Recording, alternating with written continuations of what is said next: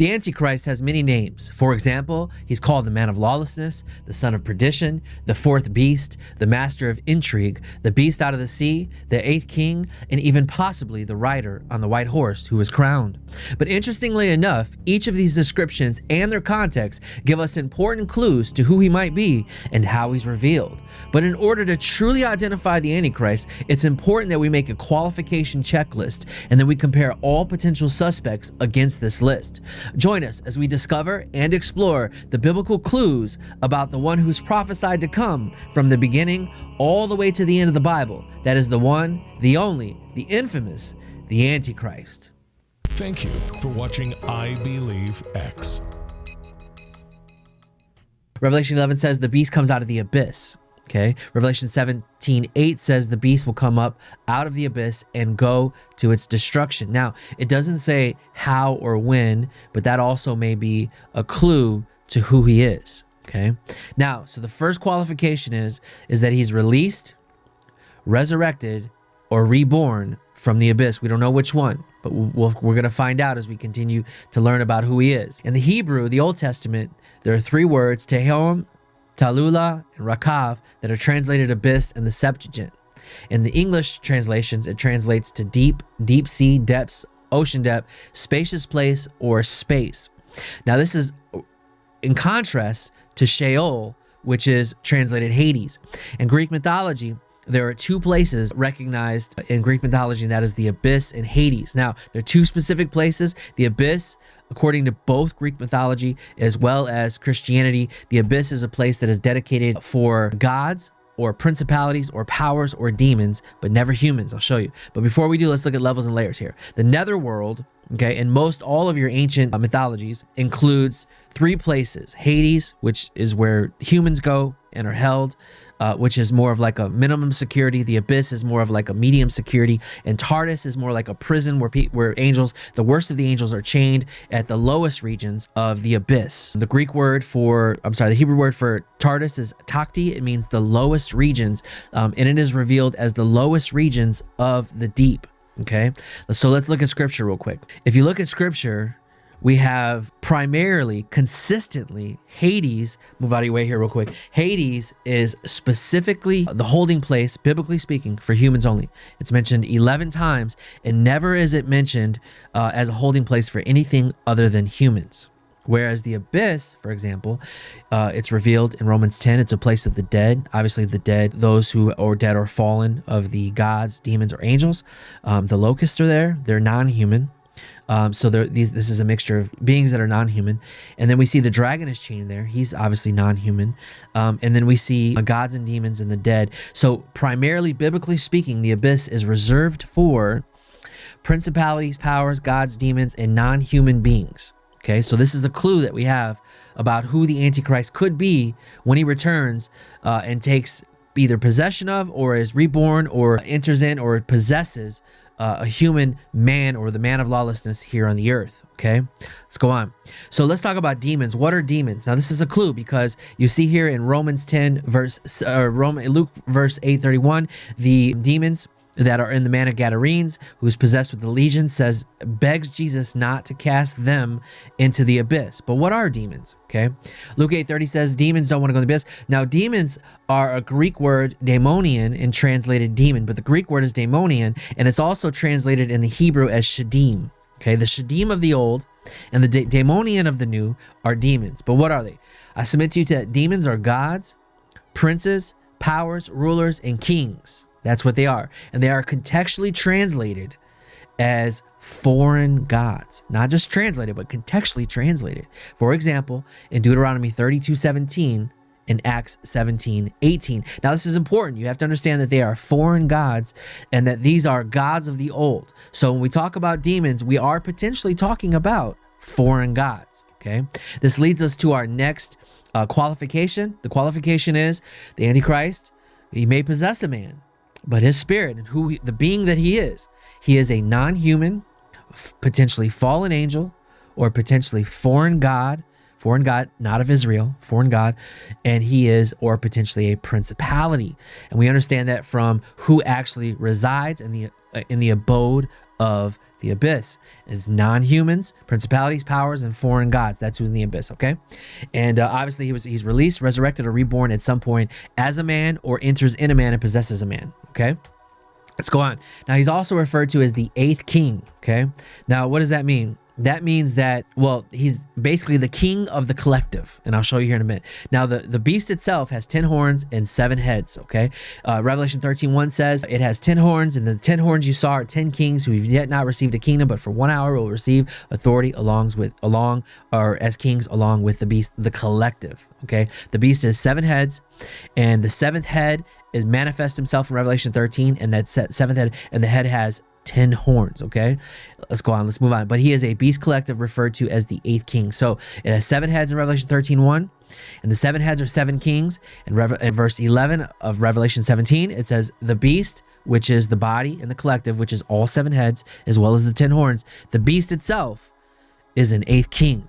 That means that the 8th king, the king, that is the ruler of the entire beast, but he is a king. I want you to realize that he's a king. Okay, let's go on. Now, what are kings?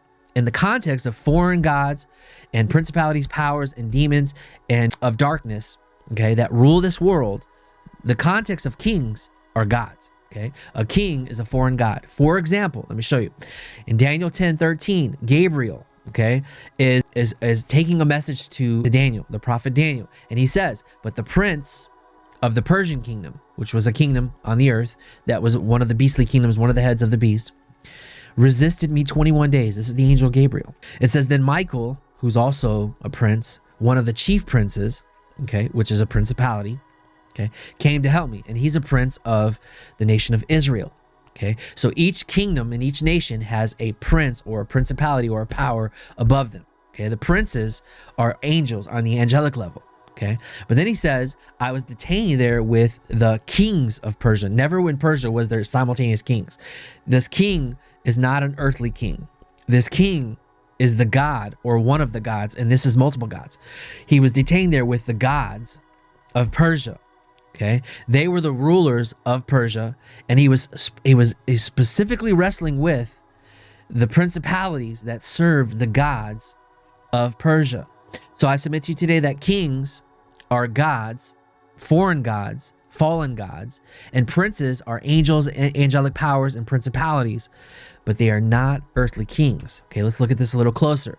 Daniel 10:13 and 20 says, but the prince of Persia detained me there, Michael, your chief prince, and then there's also a prince of Greece, okay? But what does that look like? So you see the Persian kingdom had kings, which are the gods over them, as well as principalities and their angels. Satan also has his angels. Okay, and then in Greece, you see there's principalities and powers over the Greece and over that kingdom, but there are powers, angelic powers, that rule and reign on this earth over these kingdoms. Okay, now this is all a clue into understanding who the Antichrist could be. Okay, now before a kingdom gets judged, the gods of that kingdom get judged first. Let me show you. Exodus 12:12, it says, I will pass through Egypt and will strike down every firstborn of both people and animals, and I will bring judgment on all the what? On all the gods. All the gods.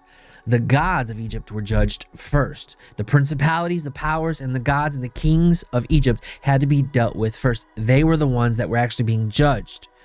Okay? Now, in Psalm 82, it's also revealed, for example, God presides in the great assembly. He renders judgment amongst the who? The gods. These are the kings of the kingdoms that rule the earth. They are kings and God kings. Okay. Psalm 82 says, God presides in the great assembly. He renders judgment amongst the gods. The gods know nothing. They understand nothing. They walk about in darkness. I said, you are gods. You are all sons, B'nai Elohim, the same sons of God. He's talking about here are the same ones that were here in Genesis 6. These are the B'nai Elohim. These are the gods of old, the gods that ruled and rule still the kingdoms of this world under the banner and under the leadership of the dragon who rules the entire world. They are kings along with him. But you will die like mere mortals and fall like every other ruler. And some of them have fallen and have become and have fallen and died and have gone to the abyss. The abyss because they are not humans. So these gods, this is who the Antichrist is. He is a fallen god. It's revealed that he is the 8th king, not a principality, not an angel, but a king, referring to an ancient god of old. So he is a ruling, foreign god king. Okay, here you can see he rules above the 7 heads, but specifically the 7th head, which is the remaining head, and the 10 kings. He'll rule through that 7th head, which is the head that seeks to be worshipped. In Revelation 13, it will force the mark. That's the head, and also through the kings of the earth and the nations of the earth that will relinquish their sovereignty to this 7th head, ruled by the God King, the foreign God King, the Antichrist, who reappears because he is released from the abyss. Let's move on. So the next qualification we have for the Antichrist is he is a ruling God King, not a principality, which makes him a god of old, okay, not an angel, okay, ruling over the 7th head and out of the 7th head, and over the 10 kings or the kingdoms that will relinquish their authority to the 7th head, who will rule on the earth for 42 months. Okay. Now, the next clue we have is the beast of old once was, now is not, and yet is to come. So when John was writing this, he said, the beast which you saw once was, now is not. That's one of the clues. Now this is John's time. So this is the time of the Roman Empire. He says the beast who once was, now is not. So he's saying he's not part of the Roman Empire's pantheon. Okay, because if he's a god, that means he's not part of the pantheon. But it also says the beast belongs to the 7 heads. So the 7 heads, we can look to the 7 heads for his identity because he belongs to it. Now the word means is that he belongs, its translations depend. Let's look at the translations. The beast comes out of the 7 heads, belongs to the 7 heads. Some translations say is of the 7. New American Standard says is one of the 7, belongs to the 7. Young's Literal Translation says out of the 7, but the definition is from or from out of it. So he comes from out of it. He comes from out of it. So Revelation 17:11 says he is from among or from out of one of the 7 heads. Let's look at that. So the heads that the kingdoms that ruled on this earth, okay, are the Egyptian kingdom, the Egyptians, the Assyrian kingdom, the Babylonian kingdom, the Persian kingdom, the Grecian kingdom, the Romans, and then the 4th beast of Daniel, or the beast out of the sea of Revelation 13, that is yet to come. Now, he once was, now is not. So the fact that it says he once was, now is not, means that he must have been a god or a god king of one of the previous kingdoms that lived on the earth, or ruled through not the 7th head, not the 6th head, but one of the 5 heads that once ruled on the earth. So we can look to the pantheons of either Egypt, Assyria, Babylonian, Persian, or Grecian pantheons to identify who the beast is, or who the Antichrist is, who is a god, a king, and will appear in a man's body. Okay, he is the Man of Lawlessness. We're going to get into that in part 2. This is just part 1. Revelation 17:10 says, watch this. It says, 5 have fallen, 1 is. Speaking of the heads. Okay, so let's look a little closer. Okay, 5 have fallen, 1 is, that's the Roman head, the Roman Empire. Okay, and one is yet to come, which is the 7th head, which appears in Revelation 13. But if 5 have fallen, and he once was, now is not, then he's part of these 5 heads that have fallen in Revelation 17:11. Let's look a little closer. So 5 have fallen, and the 8th king once was, which means he has to have ruled out of and belonged to one of the 7, but out of those 7, he says he once was, now is not. So he wasn't part of the Roman pantheon, but he definitely once was, according to Revelation 17:8 and 11, he once was and belonged to the 7 heads, but once was. That means he ruled out of and was a pantheon or a god of one of the pantheons of the Egyptians, the Assyrians, Babylonians, Persians, or Grecians. Okay, this is what we're deducing. Now, here's a major clue. The clue is that judgment and the wrath of God is coming to Babylon. Now, Babylon the Great. Notice it says the Great. The Great is a mindset. The great city is a mindset. The great city, just like Jerusalem, is the mindset and the spirit of a group of people, okay, that are ruled by a certain mentality. I can get into that to another message later. But the point I want to make is that Babylon is a clue. Fallen is Babylon the Great. He's not talking about the people of Babylon. Well, the city may be, but Babylon the Great are the gods of Babylon. Okay, so the clue is that he's one of the five, which includes Babylon. In Babylon the Great is fallen, which is the gods of Babylon who have been ruling on this earth, but also their bloodline, the bloodline of the Babylons dating all the way back to the ancient Sumerian kings list. Okay, so now we're getting closer, and this is one of our other clues. Okay, but in order to understand that, we have to look at the Babylonian gods, the pantheons, for example. Now that's our last clue. And this is going to end part 1. Make sure you check out part 2. We're going to get into this even greater and more detail. We're going to build a second checklist in addition to this. But so anyways, all of the gods of ancient mythologies are rooted in ancient Sumerian gods. Okay, this is antediluvian gods, which means pre-flood and pre-Tower of Babel, before everybody went split. Then you see the pantheon, and then the Sumerian gods have pantheon equivalents. The ancient Sumerian gods have Persian equivalents. They have Grecian equivalents, and the Romans, no, it says now is not. Romans just adopted the Greek gods. Okay, but out of those kingdoms, the Assyrians and the Babylonians have the original ancient Sumerian gods. Both of them do. But once again, like I said, we want to look at Babylon specifically. That's our clue, is that the Antichrist is a god of old, or a god king of the Babylonian kingdom, and we can look to him as one of the clues, or to Babylon as one of the clues, because it's one of the five that have fallen, and he says that he once was, the king once was, but now is not. Let's look at our last qualification list here, and we're going to close out. So he once was, the Antichrist once was on earth, visibly, possibly, like the B'nai Elohim, the sons of God of old that were there in the beginning of the creation, also part of the ancient Sumerian gods, which are really called the Anunnaki. Most people don't know this, but the gods of Babylon are actually the Anunnaki. We're going to get into that a little closer. But he once was on earth, visibly, possibly.